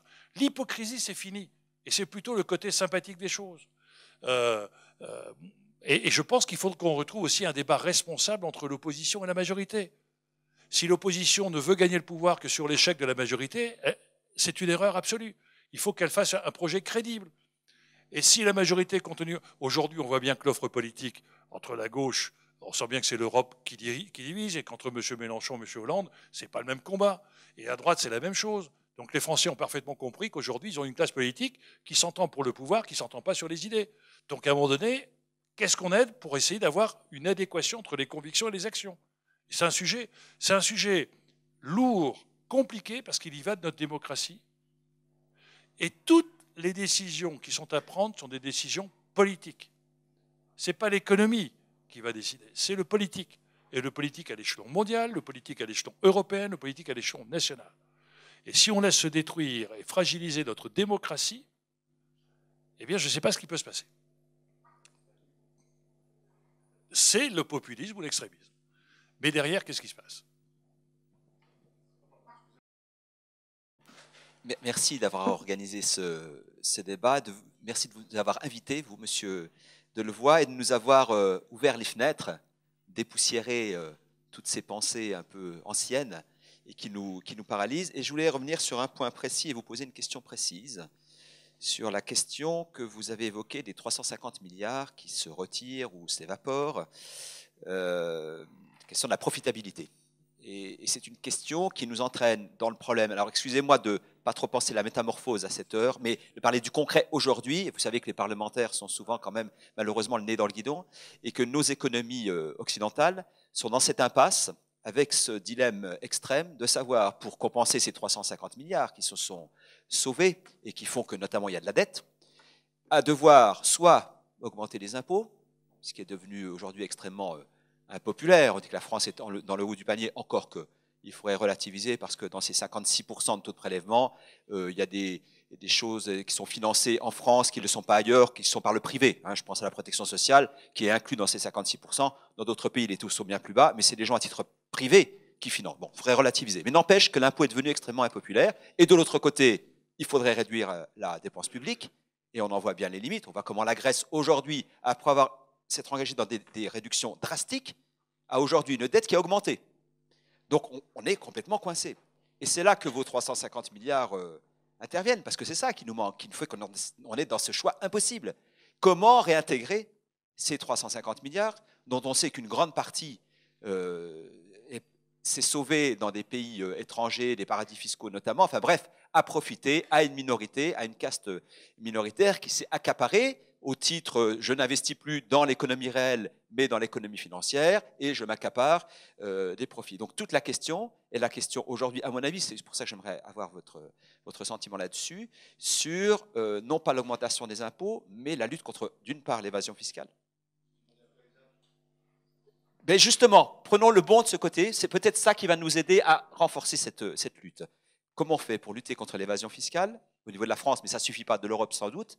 Et d'autre part, peut-être pour cette dette qui pèse très lourd avec les intérêts de la dette, pour, alors je ne sais pas, dans un monde idéal, apurer les intérêts de la dette. Au moins que les créanciers se disent, si un jour je veux récupérer mon capital, je lâche au moins les intérêts. Et c'est peut-être comme ça qu'on peut réintégrer les 350 milliards, mais j'aimerais avoir votre avis.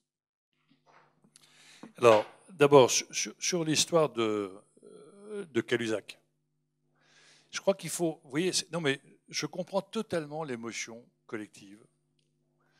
Non, mais la colère. Le problème, c'est, attention, on est dans un système de globalisation. Moi, je suis favorable pour faire le procès d'un homme, mais ce n'est pas le procès du système.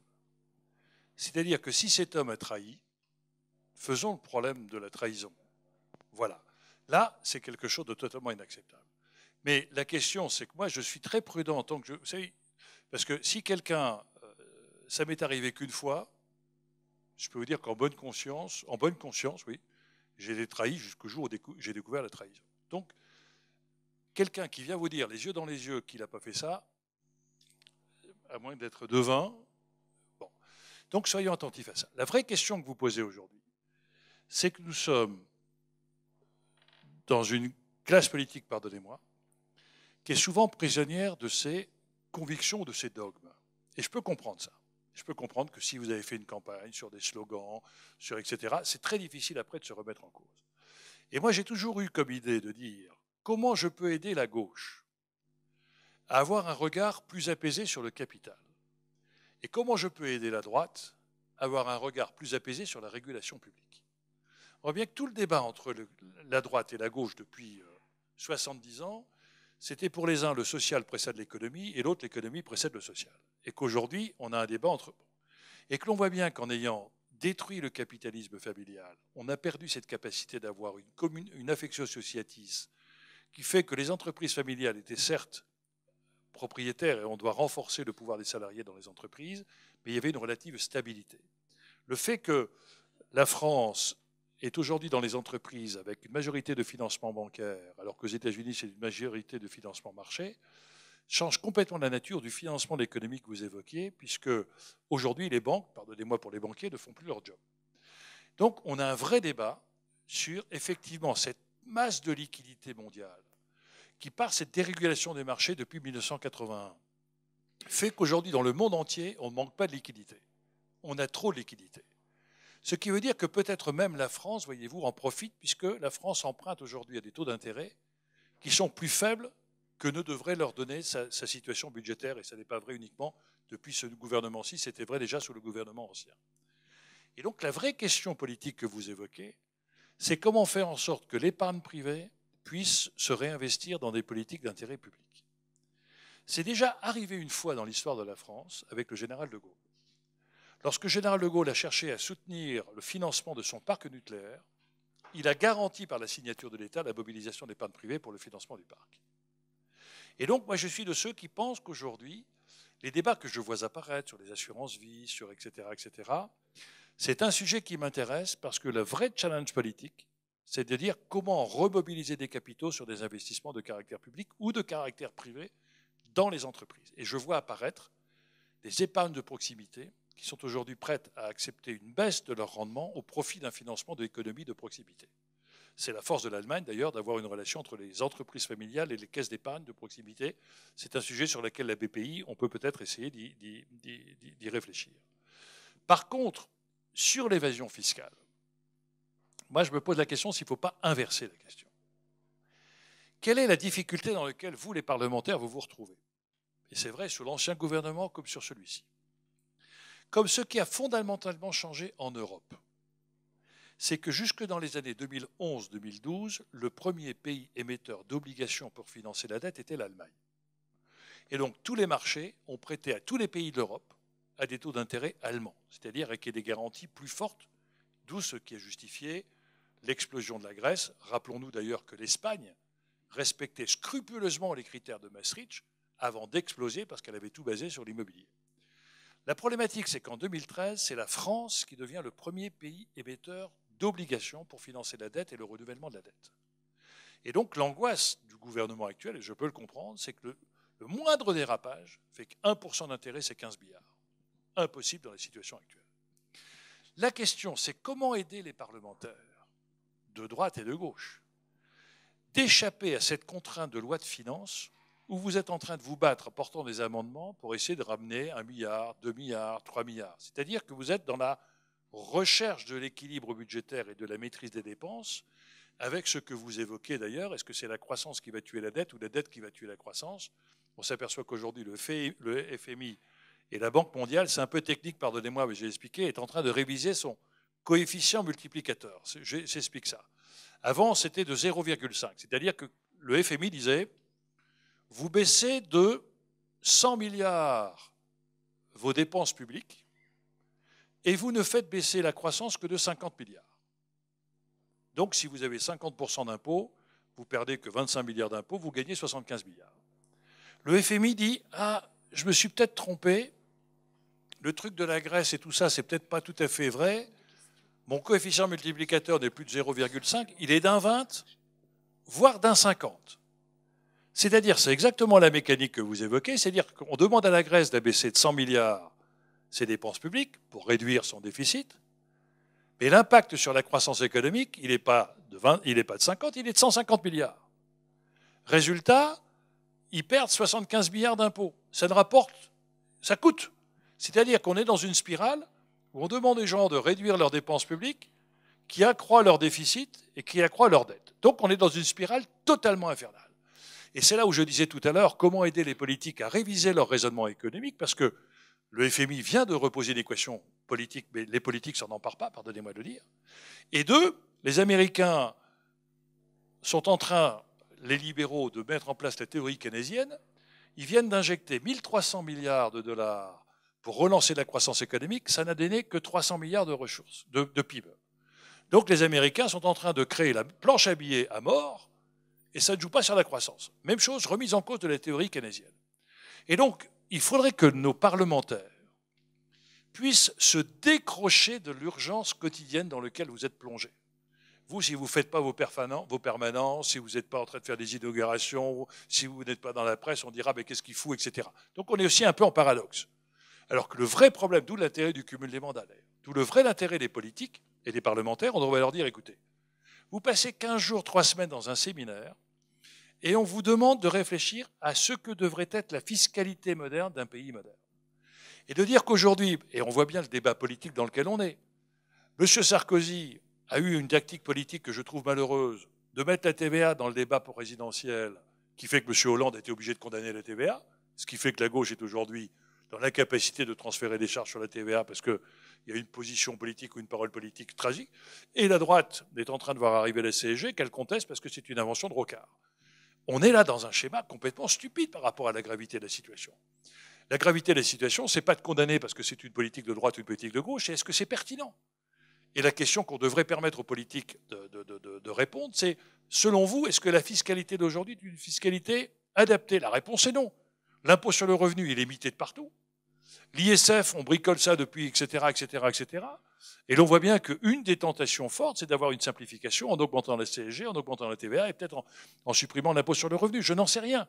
Mais au moins qu'on leur permette aux parlementaires de s'échapper de toutes les contraintes et surtout de tous les lobbyings et qu'on puisse avoir une vision à 10 ans, à 15 ans, de ce que devrait être une politique fiscale adaptée, puisque nos impôts ont été basés sur une économie rurale. Et on a taxé le foncier, la propriété. Puis ensuite, on était dans une économie industrielle. On a taxé l'outil industriel. Et puis là, on est dans une société de services, de consommation, de finances. On n'a absolument pas une fiscalité adaptée. Au contraire, on est même dans la fiscalité presque inverse, puisqu'au nom de la finance, on est en train d'obliger d'abaisser les fiscalités qui accroît les dépenses, etc., etc. Donc, on est dans un système suicidaire. Et moi, j'avais fait à l'époque une proposition, qui m'a valu 2 paires de claques en retour. J'avais dit, et pardonnez-moi, monsieur le parlementaire, en tout cas ça valait pour moi, nous étions en pleine crise bancaire. Et j'ai dit, mais pourquoi vous ne faites pas un séminaire de l'opposition et de la majorité pour faire venir des grands spécialistes des finances, pour que chacun puisse mesurer les impacts des décisions politiques qu'on nous amène à prendre? Or, aujourd'hui, les parlementaires sont par définition des gens qui sont généralistes. Ils ne sont pas compétents. Et dans chaque groupe politique, on écoute soit celui qui gueule le plus, soit celui qui connaît le sujet le mieux. Et on a du mal à se construire sa propre conviction. Et donc j'avais proposé des séminaires de formation pour permettre à chaque politique de pouvoir émettre les idées, y compris les plus farfelues, mais au moins qu'il y ait un débat. Or aujourd'hui, le débat politique, c'est si l'opposition dit quelque chose, la majorité est obligée de le refuser, et vice-versa. On n'a pas du tout cette responsabilité américaine où on peut estimer que chez l'autre, il peut y avoir éventuellement quelqu'un d'intéressant. Et on voit bien le débat aujourd'hui qui fait qu'on perturbe parce qu'on ne sait plus du tout à qui croire. Et je rappelle cette formule terrible j'ai oublié son nom, qui dit quand le peuple ne croit plus en rien, il est prêt à croire en tout. Et donc je trouve que vous devriez avoir des débats apaisés sur le système fiscal de demain. Et ensuite, ce que vous dites, moi m'intéresse, nous au Conseil économique, social et environnemental, on a proposé ce qu'on appelle le truc de la dette perpétuelle, qui a déjà existé. C'est-à-dire qu'aujourd'hui, chacun sait que la Grèce ne peut pas rembourser la dette. Est-ce qu'on peut effacer la dette grecque? On voit bien les précédents, etc.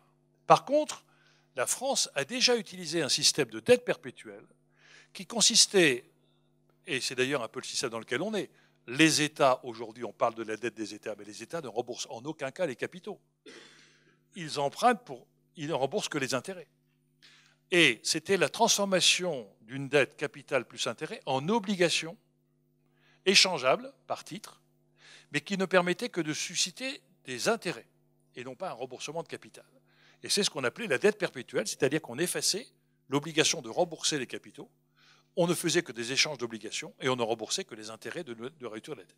Et grâce à cela, ça a permis de passer quelques caps compliqués sur des pays qui, à un moment donné, étaient relativement endettés. Et là, voyez-vous, c'est un sujet difficile parce qu'on est devant un problème mondial. Le problème mondial, c'est que les Américains vont être confrontés à une falaise budgétaire. Falaise budgétaire. C'est-à-dire qu'aujourd'hui, c'est une course en avant des Américains. Je ne sais pas comment ils peuvent s'en sortir. Les Chinois, je suis très préoccupé parce que les Espagnols, le subprime américain a éclaté quand 9% du PIB américain a été investi dans l'immobilier. Les Espagnols ont explosé quand 12% du PIB espagnol a été investi dans l'immobilier. Les Chinois ont investi 15%. Donc il va y avoir un problème. Et donc la régulation mondiale est aujourd'hui un enjeu majeur.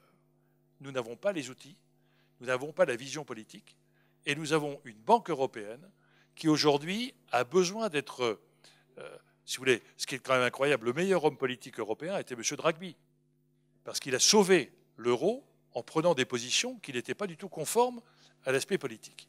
Et donc je trouve que, voyez-vous, la question que vous posez mériterait qu'il y ait des débats apaisés sur un vrai sujet. Vous posez une bonne question.